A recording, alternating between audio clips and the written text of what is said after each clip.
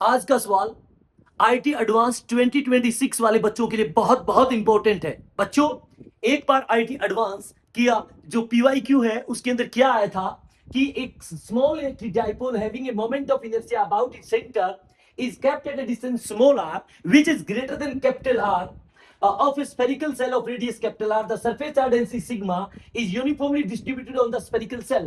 The dipole is initially oriented at a very small angle theta as shown in figure. While staying at a center R, the dipole is free to rotate about its center.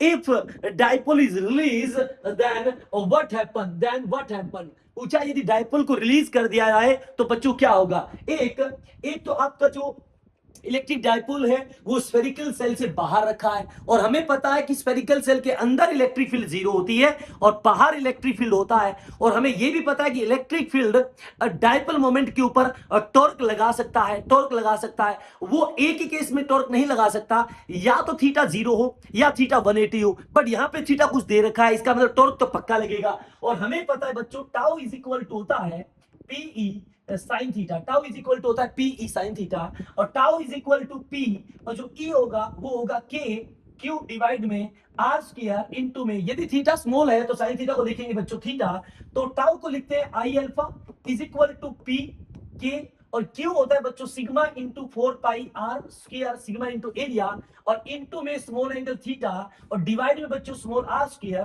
तो यहां पे alpha की value I P के sigma 4 pi capital R square divide में small are square into में moment of inertia और into में small angle theta. हमें पता है बच्चों यदि आपने थीटा एंटी क्लॉकवाइज किया है तो टॉर्क क्लॉकवाइज लगेगा, टॉर्क क्लॉकवाइज लगेगा। इसका मतलब जो अल्फा है, अल्फा को डायरेक्टली प्रोपोर्शनल आया माइनस का थीटा, और हमें पता है कि एक्शन का जो ए है वो होता है माइनस का एक्स, और ए बराबर होता है माइनस का ओमेगा स्क्वायर एक्स। यानी कि जब कंपेयर करेंगे a angular acceleration, x angular displacement, तो ये बची हुई चीज है, ये क्या हुई ओमेगा स्क्वायर, ये क्या हुई ओमेगा स्क्वायर। इसका मतलब जो आपका डाइपोल है वो स्फेरिकल सेल के बाहर, यदि आप थीटा एंगल के ऊपर इसको थोड़ा सा आप शिफ्ट करा के रिलीज करोगे तो ये एसएसएम करने वाला है, ऑसिलेशन करने वाला है। यदि बच्चों ये आपको कंसेप्ट समझ आया है तो जल्दी से फिजिक्स उर्मा को लाइक एंड सब्सक्राइब जरूर करें।